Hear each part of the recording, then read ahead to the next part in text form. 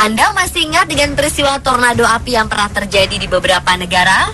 Ya, beberapa waktu lalu, tornado pernah menerjang Australia, Amerika Serikat, Brazil, dan Jepang. Masyarakat Brazil menyebut fenomena tornado api ini sebagai api setan karena tornado api membakar seluruh lahan yang dilaluinya.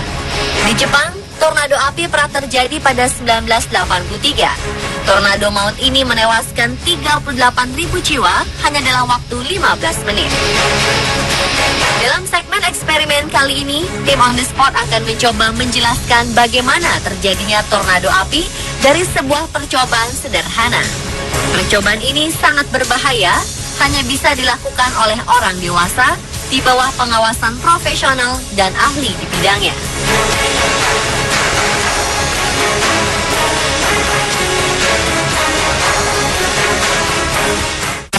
Bahan-bahan yang dibutuhkan untuk membuat tornado api adalah wadah penampang tahan panas, kapas, spiritus atau bahan bakar lainnya, alat pemutar, tabung dari kawat aluminium,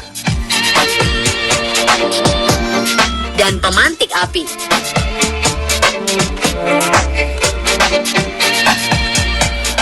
Langkah pertama adalah masukkan kapas ke dalam wadah yang tahan panas.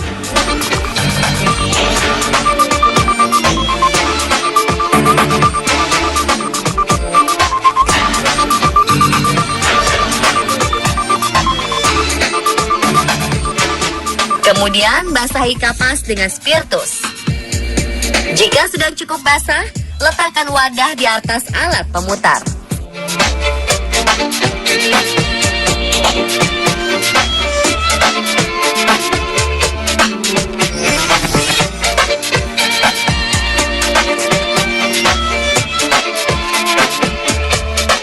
Bakar kapas dengan menggunakan pemantik api. Setelah kapas terbakar, putar wadah dari kecepatan rendah hingga ke kecepatan tinggi.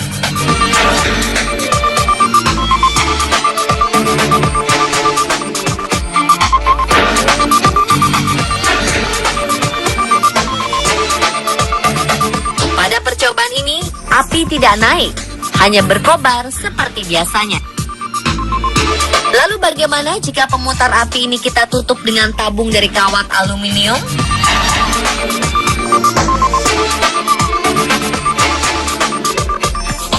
Ya, terciptalah sebuah tornado api. Ketika api berada di dalam tabung, api bisa naik ke atas.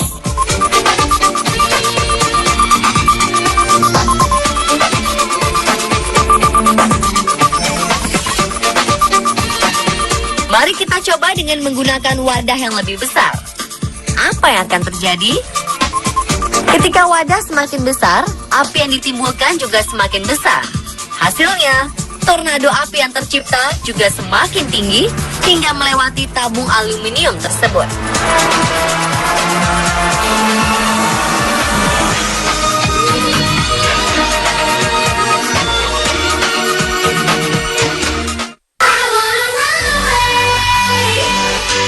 Mengapa tornado api bisa terjadi?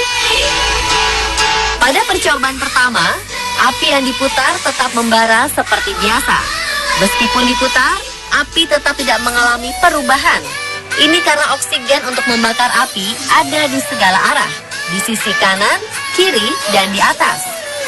Nah, ketika tabung kawat ini mengurung api, udara menjadi terbatas. Dan ketika kita memutar tabung, udara di dalam tabung pun ikut berputar.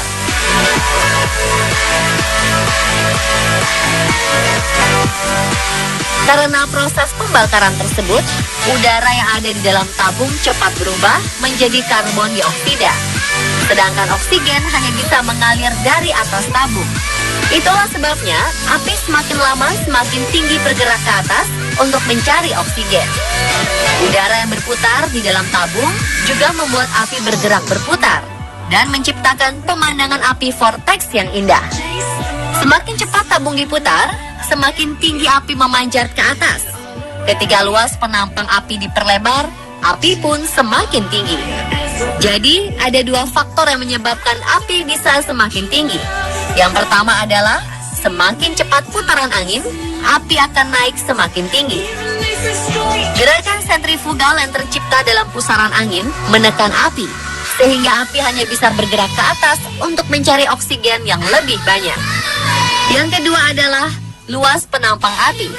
Semakin luas penampang api, semakin besar bahan bakarnya, sehingga volume api yang diciptakan semakin besar. Ketika api ditekan oleh pusaran angin, api pun menjulang ke atas lebih tinggi. Percobaan ini terlihat indah ya pemirsa, tetapi pada kenyataannya, tornado api adalah sebuah bencana yang sangat merusak. Api yang berputar ini sangat sulit dipadamkan. Tercatat, tornado api dalam ukuran besar, kecepatannya bisa mencapai 160 km per jam.